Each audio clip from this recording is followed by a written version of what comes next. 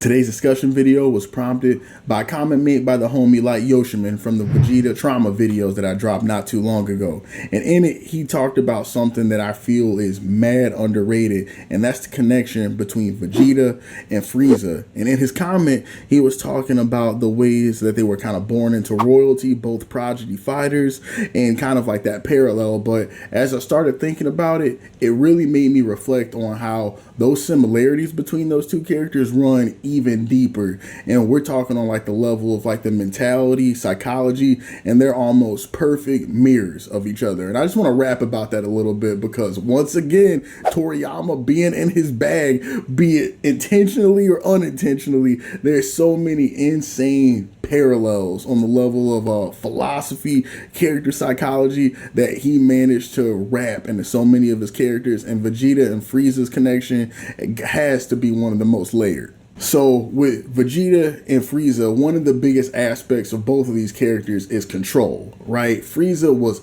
obsessed with dominating others, man, with dominance. He was a dommy daddy out here. He looks to exert absolute control over planets, empires, even his own family. That boy had his pops like calling him dad, bro.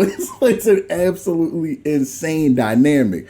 But for him, it's not just about like the power or being super ambitious, but really the big homie is super scared of being vulnerable, right? His power that he was born in actually became one of his biggest shackles. He was his prodigy, and Frieza suffers big time from like the curse of the gifted. Imagine like you have a kid in school and they're only used to getting good grades. Everything came easy to them. They never had to study a day in their life. And on the surface, you look at that and you're like, bro, that's amazing. That would make life so easy. But as time goes on, let's say that they pursue college or they pursue some kind of technical training and things get more difficult, they enter into this program where now everything doesn't come automatic or easy anymore, and they are cooked. They don't know how to study. They don't know the mindset behind struggling to overcome a problem and what that looks like on a real practical level, having to try to integrate information that doesn't come automatically or naturally to you. And that can lead to this breakdown, to this complete giving up and this entire character destruction that happens to you.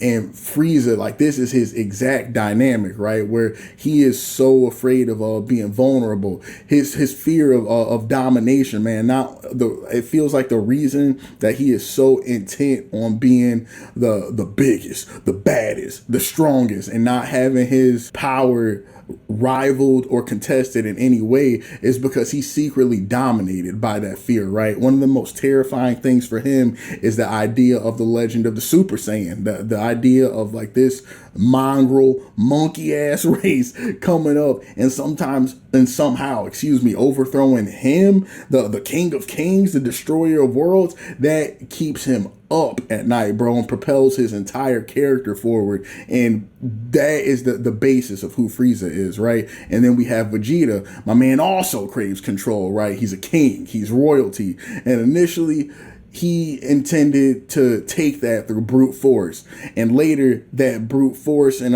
his obsession with power became sort of tunneled and channeled through Goku. His life became about surpassing him, exactly like what we had talked about in the Vegeta video and the trauma and everything, right? His loss of control, being enslaved by Frieza, losing his planet, being outclassed by the lowest of the low. That's left him in just an emotionally devastated state. My man was cooked mentally following this, which is the source of like that obsession and all these mental hangups that we talked about. And his pursuit of strength in a lot of ways, man, is him trying to regain mastery over his life. You know, we talk so much about how he's not angry, but a lot of what Vegeta's character is about is this trauma response. He's searching for this strength. He's searching to be unrivaled, because really what he's looking for is a sense of security and identity, right? Like, this is who I am. I will no longer be dominated or stepped on by like another force. I'll never let another man, alien woman rule over me. This is how that manifests. It manifests as like these character traits of like abrasiveness, not letting anybody close, this search for dominance. But it all comes from this kind of vulnerability that both him and Frieza shared on a deep level, man. Both of these characters are actually traumatized traumatized, man.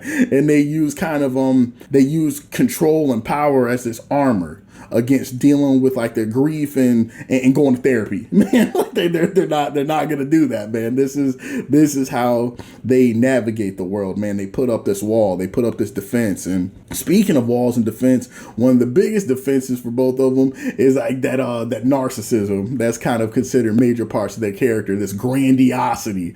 But in actuality, they're both fragile as hell, right? But think about Frieza. My man is grandiose as all hell. He's real quick to demean other people, and he is obsessed with status, man, of class, lower class warriors, what alien race like people are, like members of royalty, and like he'll mock you in a minute, bro. He's got this smugness that I've grown to love the character a lot. Frieza's a piece of shit, but y'all know what I'm talking about, man. He's very much considers himself above others, and he views himself as like almost perfect. That's why him and Cell always get matched up in the video games and fiction and other stuff like that. He feels on a deep level that he's him, and he reacts with this kind of rage, right, when that illusion of his power is threatened, when somebody dares to go up against the brick wall, the absolute unit, the force that is Frieza. He falls apart. That mask sort of breaks, and it turns into this visceral anger that you see on him, right? And this idea is especially why Goku pisses him off so much, because this, not only is he a low-class bum, he's a Saiyan monkey. He's an absolute nobody. And this hilljack, this hick of all people, thinks he can come up to him, call Frieza, and talk to him like he's on a first-name basis and throw hands with him. Like, no, you don't do that, brother. But that's why Goku deeply pisses this man off. And Vegeta too, same thing. He has this kind of narcissistic defense that he puts up, like this smug arrogance. I am the prince. You know how he does. He was always talking about being the prince of all Saiyans, especially in early DBZ. He has kind of like this superiority complex against everything, which in reality, my man's got a deeply wounded ego from some of the things that we talked about with his experiences with enslavement, having his planet destroyed, running into Goku. He's in survival mode, low key, a lot of the time, man, and he's got this ego defense mechanism that he kind of puts up around his failure to live up to his like Saiyan royal legacy. You know, like in some ways I feel like he's battling with this feeling of being a failure, so he has to mask that with bravado. He can't let anybody see him being weak for both his external safety, but also his internal safety, man. Like that's the entirety of what his identity and character is built upon. So both of them have kind of this fragile ego. Their bravado and this mask that they put on, it covers up this insecurity that they both carry. And when they both get confronted with somebody who triggers that insecurity, namely Goku, he triggers it in both of them. They either enter into this absolute rage and become immediately ready to crash out, throw hands, or they fall into this depression, this despair, this all-consuming emotional pit. And so identity, the shame and the identity that they both carry, right? So Frieza sees his identity as that of a ruler. The dude is, I am superior to all. There is none in the heavens above me. And when this status that he has, like this thing that he carries around with him, when that gets undermined, again, the anger, the violence and stuff comes out. And this is his whole thing with the Saiyans and why they piss him off so much. His hatred of the Saiyans is not just fear, but there's like a shame that kind of comes with the Saiyans, right? The possibility that these low-grade, monkey-ass barbarians could possibly outshine him, that the prophecies have shown that these are the ones that are supposed to overthrow me, the big dog, Big Frieza? No way. So there's this inherent threatening of like who he is. All of his identity is wrapped up in being the alpha dog, the most powerful, and the Saiyans are a direct threat to that identity. And with Vegeta, his identity being wrapped up in being the Prince of all Saiyans, man, quick to throw out that title. But in reality, the title's hollow. People, like, he's gotten clowns for this multiple times, both in the fandom and in universe, right? He's a prince. He's a king without a planet. He's got no pops. He's got no people. What's he ruling over, right? He's got the drink, you know, and he's got Capsule Corp. He's the concubine of Capsule Corp. But his shame around being dominated by Frieza, right? His people's enslavement, and the shame that he has around Goku and being second to this low class bum fuels this hatred, this rage, this identity crushing ego hit that he's not always dealing with it, but for the better part of the series, he does, right? Because later we'll kind of talk about like the resolution and what makes these characters different. But both characters experience this kind of this rigid sense of identity. They see themselves as the ruler, as the prince, and when that thing is threatened, they're spiraling. I don't know what they're gonna do. They're erratic about it. It changes up. They're either crashing out or whatever. But their identity, both of them have this issue with this singular identity that they set up for themselves, and then talking about the emotions, bro. I bring this up all the time, but Frieza fella ain't expressing nothing except smugness, arrogance, or rage. He's got the classic masculine trifecta, right? Just my man repressing some emotions out here. He refuses to acknowledge ever being vulnerable, ever being sad, and I don't know, but he might be a sociopath, like Psycho, man. He might not be feeling any of this stuff by man's an alien, everything else, you know, he can't do a one-to-one with a human being. But Frieza, big time, man, is always in a state of showing the world a mask. He's never fully sincere or genuine about what he's feeling at any given time. And with Vegeta, a similar thing for him, especially early in the series. Again, he has kind of this sadness, this guilt, and this grief, this vulnerability that we talked about that gets masked by bravado. It gets masked by this ego, like this stoicism where he's like, you can't get through me, I'm the prince of all Saiyans and stuff. And he eventually goes through his emotional breakthrough and everything, right? He gets to a point in the Cell and the Buu saga and stuff where he starts really kind of ruminating, processing on what it means to be a warrior to him, what it means to be strong, like the person that he is, the king without a court, and that kind of deal. But before that, homie's a big on avoidance, man. This man is emotionally avoiding the hell out of himself, and it leads to some not great outcomes, man. Him and Frieza are both big time emotionally avoidant. They externalize all the blame on other people. This is Kakarot's fault. This is the Saiyan's fault. If it wasn't for this, then everything would have been perfect. They suppress their internal emotions. They don't examine them, and then that's why they're so quick to fly off the handle, man. That's what makes Frieza so scary and such an amazing villain, especially when he gets introduced, because you can tell that beneath that smugness, this man's sick. There's something wrong with this guy, and all it would take is to say the wrong thing or move incorrectly just a bit, and that whole thing can snap, and he will do something ridiculous. And that is proven absolutely correct, man. He's a beautifully done character. And also kind of this fear of irrelevance that both of them have too, right? Where Frieza, he gets resurrected in Dragon Ball Super and everything, right? And he wants to matter again, right? He's like, I'm Frieza, I can't let these guys get me. I need to get my revenge, but I am entitled to being the top dog, right? I have to reclaim my rightful place as the king of all of this, you know, and being forgotten, left behind, having superiors, that is disgusting to him, man. There is nothing that can disgust him more. And Vegeta, that obsession that he has with Goku and everything, kind of actually being something really similar, where there's kind of this fear that his legacy, the legacy of the Saiyans, his where he comes from, his people, his culture, and all that will be irrelevant, you know, with the destruction of his planet, and and with what Goku represents, where the low class are out here, Earthlings are surpassing them, and just what does my Saiyan pride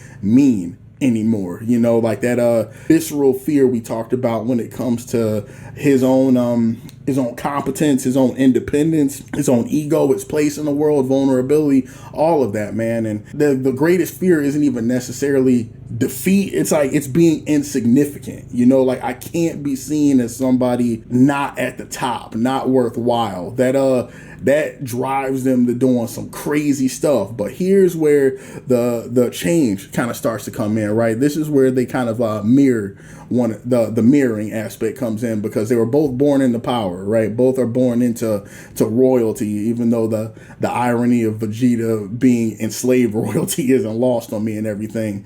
You have like the domination, the lust for a legacy and everything like that, and that fear of being exposed as like outclassed or weak. But the separation occurs when that capacity for growth, man. This is really what separates them. Frieza continued to suppress to his very last breaths and everything, man. He it's that moment where Goku looks down on him with this sense of like pity, you know, where Frieza, he has to blow Frieza up after he shoots the disc at him, and it's not even like complete anger. He just looks down and he's like, this creature really couldn't get himself to change. Like, I really gave you the last little bit of my power. I gave you another chance at life. And even when you had a chance, like the perfect moment to do something different, you didn't have it in you to be better, to learn from this experience and everything, right? And that's where that pity, that pitiable look that's like that Toriyama captured so perfectly on Goku comes in, versus Vegeta, who for a while, man, is very rigid. He's a static, he's abrasive, and he gets on a million characters' nerves after a certain point. But eventually he's able to confront his shame, right? He's able to humble himself to a degree and find something even just beyond power, right? Like he becomes he gets a family, man. He finds like connection and gets integrated into the earth, and through that he finds mastery over himself. He becomes no longer obsessed about just the Goku wall, right? And just being better than this person, but recognizing that Goku's Goku and I'm Vegeta, and what does the best version of myself look like, right? Like, what walls can I overcome? And through that, you finally start to see like this new character blossom, and he can really start to like actualize in a really big way. And Frieza is Frieza's just like, he's him, dude. And like, and it's Frieza's kind of scary, right? Because in his own weird way, he's reaching some form of acceptance with his golden form and stuff, right? Where he's training now. He's humbled himself enough to train.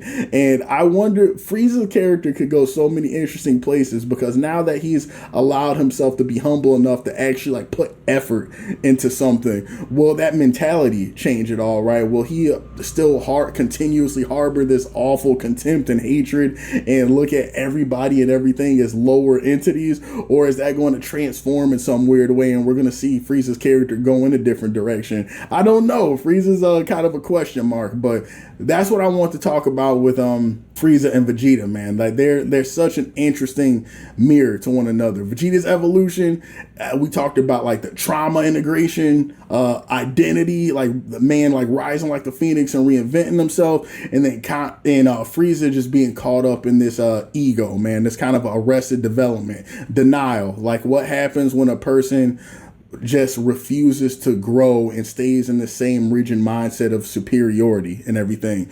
Beautiful writing. Toriyama's the GOAT, man. But let me know what y'all think in the comments. Am I cooking? Am I way off base? I love the discussions we have here, man. I made that community post, and I don't feel like any other community is out here doing it like us. Please, man, continue to come through, continue to comment. Even if y'all don't do like the membership stuff, subscribe, like any of that, just coming through and talking the way that you guys do about this thing that we love is amazing. Now, if y'all want to become a member, $5 a month, that kind of thing, your boy ain't gonna say no to it. I drop early videos on there. We got exclusive content and everything. Like, share, subscribe, and just let me know y'all thoughts about this one, man. I had fun making it. So y'all be easy. Catch y'all on the next discussion.